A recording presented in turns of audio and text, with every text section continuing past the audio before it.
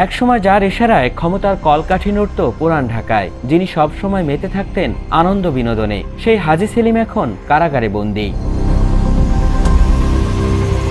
বৈষম্য বিরোধী ছাত্র জনতার আন্দোলন কেন্দ্রিক যাত্রাবাড়ি থানার হত্যা মামলার শুনানিতে বুধবার তাকে আদালতে হাজির করা হয়। এ সময় কাঠগড়ায় আইনজীবীর উপর বিরক্ত হয়ে মেজাজ হারিয়ে ফেলেন হাজী সেলিম। সোয়ারীঘাটের কুলি থেকে রাজনীতিতে যোগ দিয়ে রাতারাতি পুরান ঢাকার ক্ষমতাধর ব্যক্তি বনে যান হাজী সেলিম। অন্যের সম্পদ দখল করাই ছিল যার নেশা। কারাগারে থাকায় সেই হাজী সেলিমের অবৈধভাবে দখল করা 10 একর জমি অধিগ্রহণ করে নিয়েছে সরকার, আর সেই কথা তিনি জেনেছেন আদালতের কাঠগড়ায় দাঁড়িয়ে। 2 পৃষ্ঠার এই কাগজ পড়ে মেজাজ হারিয়ে ফেলেন হাজী সেলিম।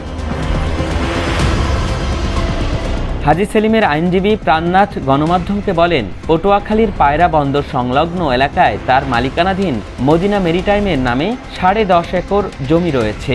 এ জমি সরকার অধিগ্রহণ করে নেওয়ার খবরটি তাকে জানানো হয়েছে। এছাড়া ওই প্রতিষ্ঠানের জন্য আরও 10.5 একর জমি ক্রয়ের রেজিস্ট্রেশন করা হবে।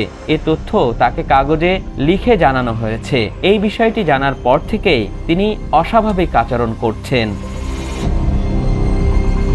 এর আগে সকাল 9:30টার দিকে হাজী সেলিম সহ অন্য আসামিদের হাজতখানায় হাজির করা হয়। পরে পুলিশ পাহারায় হেলমেট, বুলেট প্রুফ জ্যাকেট ও হ্যান্ডকাফ পরিয়ে হাজতখানা থেকে বের করা হয়।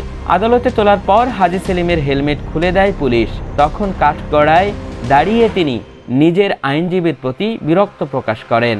হাজী সেলিমের বিরক্তির কারণ সম্পর্কে তার আইনজীবী বলেন, কারাগারে তাকে তেমন সুবিধা দেওয়া হচ্ছে না এবং তার কথা কেউ বুঝতে পারছে না। এসব কারণে তিনি বিরক্তি প্রকাশ করছেন।